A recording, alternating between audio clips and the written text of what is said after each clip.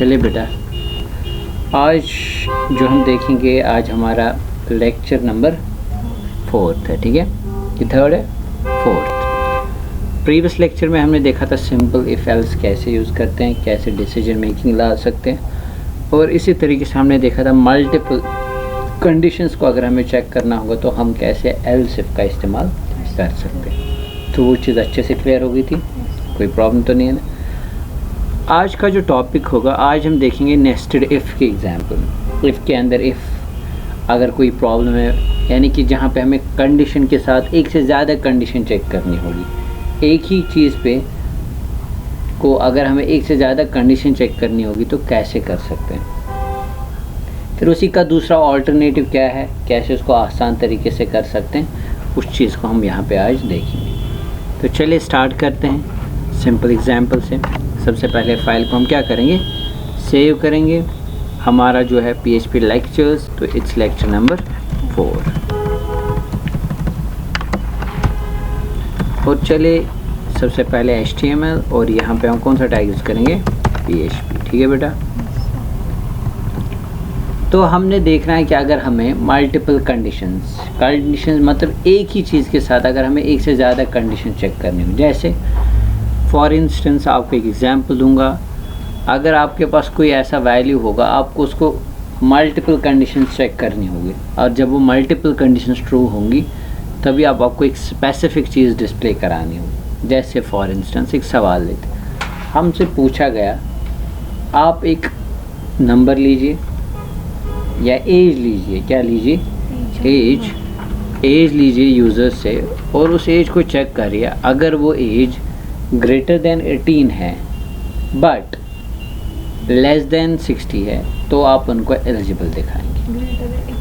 Greater than 18 but less than 40 suppose, तो lower limit, और यानी कि आपने जो नंबर लेना है, आप चेक करना है उसको कि अगर उसकी एज एलिजिबिलिटी उसकी है, अगर उसकी एज 18 से अबव होगी बट 14 से नीचे तो वेलकम। अदरवाइज अगर एज अबव है 18, it can be 66, it can, but वो वेलकम फिर, तो लिमिट क्या है 18 टू 40, तो मीन्स 2 कंडीशंस यहाँ पे चेक कर होगी। तो कैसे इस प्रॉब्लम को सॉल्व कर सकते हैं, तो यहाँ पे जो हम यूज़ करेंगे वो होगा हमारा नेस्टेड इफ। क्या होगा, यूज़ होगा, एग्जाम्पल लेते हैं। यहाँ पे एक वेरिएबल बनाएंगे, चलिए नाम रखेंगे इसको हम एज, ठीक।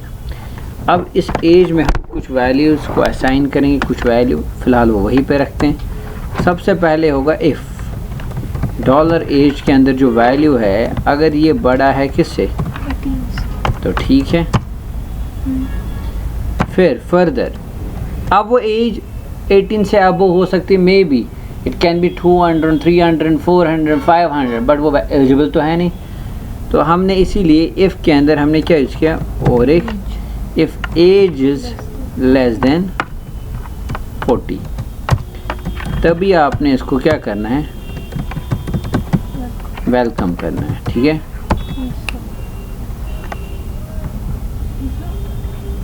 ठीक है, अब अगर नहीं है, ठीक है, तो जैसे हमने यहाँ पे 2 कंडीशंस ली, हमने कहा अगर एज ग्रेटर देन 18 है और अगर एज क्या है तो वेलकम। तो दैट मीन्स हमने 2 कंडीशन, ये यहाँ पे हमने इफ़ के अंदर इफ़ यूज़ किया, इसको बोलते हैं नेस्टेड इफ। और चलिए यहाँ पे इसका हम अपना क्या मेंशन करेंगे, एल्स, और लिखेंगे शाबाश, sorry you are over age, you are over age, ठीक है बेटा, ये सिंपल। अब यहाँ पे भी हो सकता है इसका एल्स, बाहर वाले का, ट्राई आफ्टर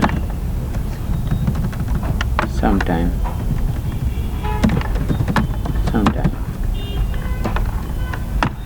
ठीक है, ये सिंपल है। चलिए देखते हैं ये वर्क करेगा भी।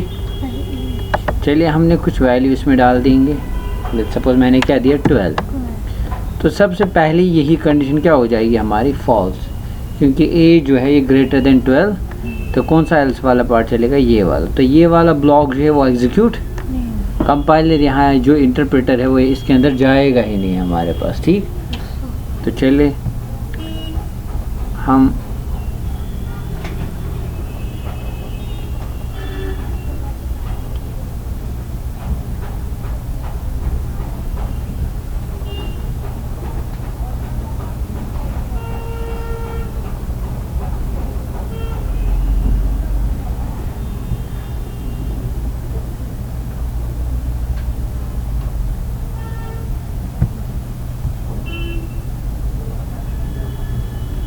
यहाँ पे सबसे पहले क्या लिखेंगे, local host slash PHP lectures and lecture number 4।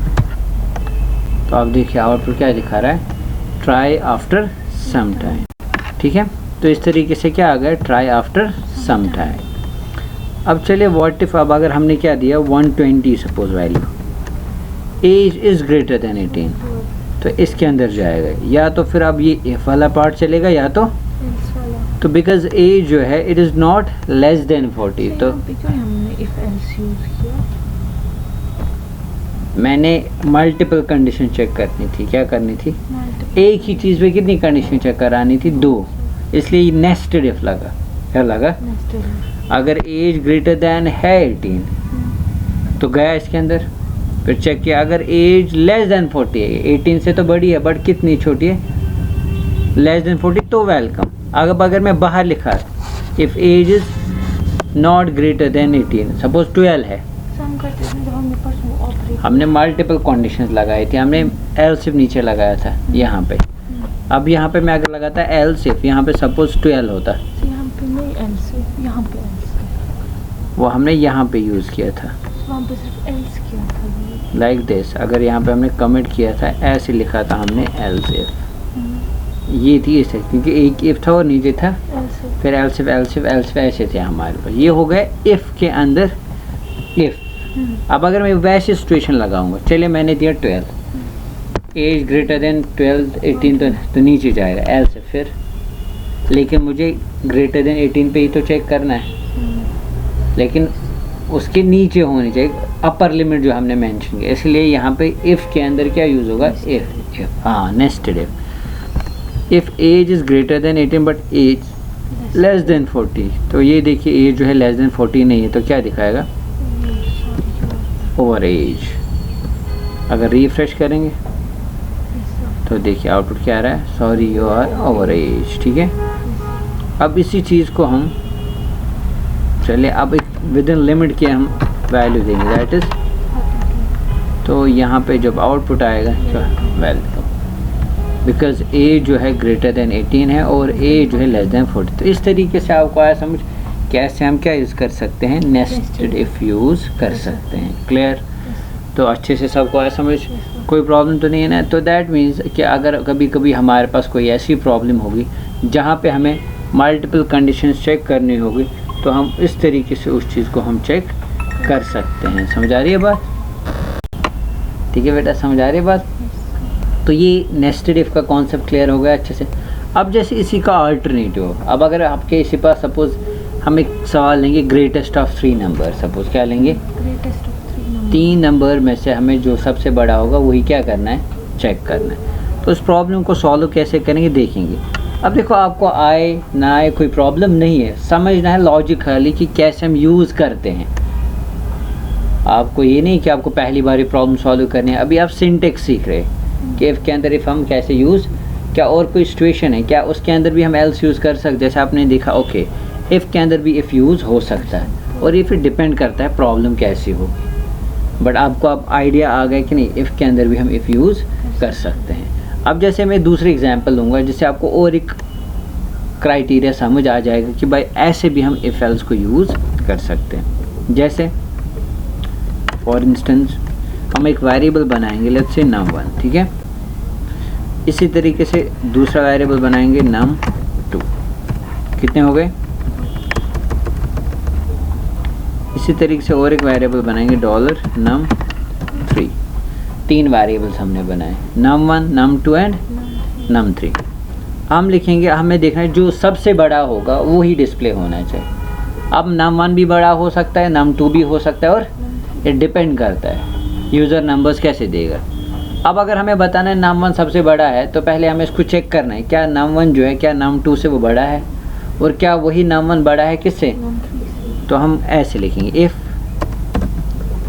num1 के अंदर जो वैल्यू होगा is it greater than num2। अब अगर वो है, इफ num1 जो है it is also greater than, it is also, if dollar num1 is also greater than dollar num3, तो इसका मतलब क्या है? सबसे बड़ा कौन है फिर? num1। तो हम लिखेंगे एको शाबाश num1 इज ग्रेटर। क्लियर। अब यहाँ पे ये सिचुएशन हो सकती है num1 है बड़ा num2 से, num1 है बड़ा, बट ज़रूरी नहीं है कि वो num3 से बड़ा हो, तो दैट मीन्स फिर बड़ा कौन है?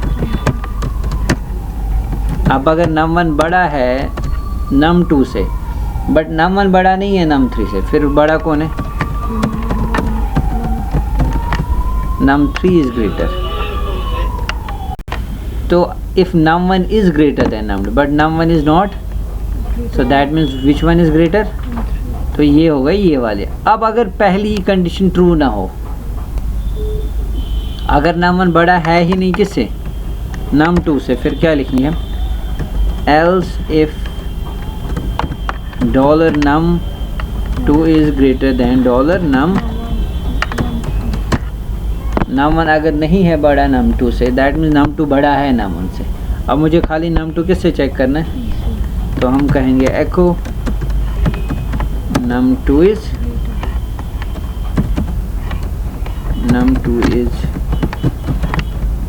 अब अगर नहीं है तो फिर हम फर्दर कह सकते हैं कि बड़ा कौन होगा हमारा? num3 is. अब बोलेंगे दो बार कैसे? ये इस कंडीशन के लिए ये एल्स है। अगर num1 बड़ा है num2 से, तो दैट मीन्स ये वाला पार्ट चलेगा, सीधे जाएगा, तो दैट मीन्स num2 बड़ा है num1 से। अब अगर num2 बड़ा निकला किससे? num3 से, तो फिर बड़ा है। अगर नहीं है तो फिर बड़ा कौन है? तो इस तरीके से हम इस लॉजिक को यूज़ कर सकते हैं। ठीक है। तो यहाँ पे और एक चीज़ आगे इसमें भाई, हम ऐसे एल्स भी फिर फर्दर यूज़। अब ज़रा कुछ वैल्यू डालते हैं यहाँ पे।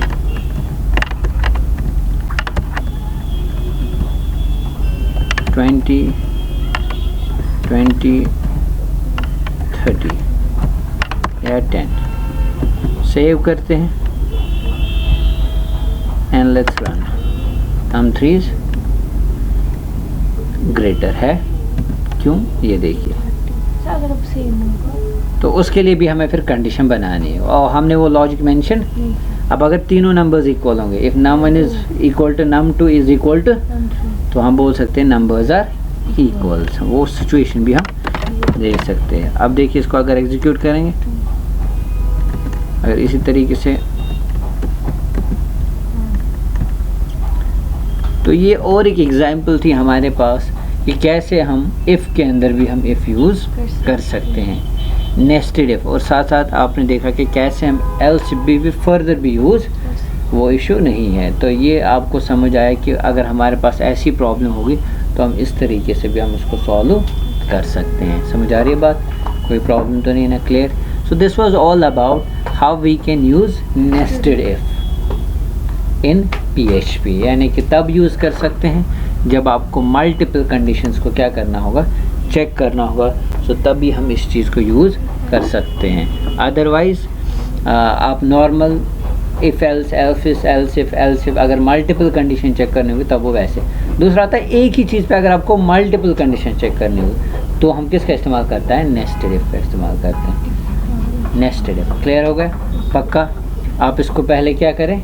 ट्राई करें, और इंशाल्लाह इसी का अल्टरनेटिव होगा हमारे पास लॉजिक गेट्स। क्या होंगे? Logical operators. फिर उसको भी हम आने वाले लेक्चर में क्या करेंगे?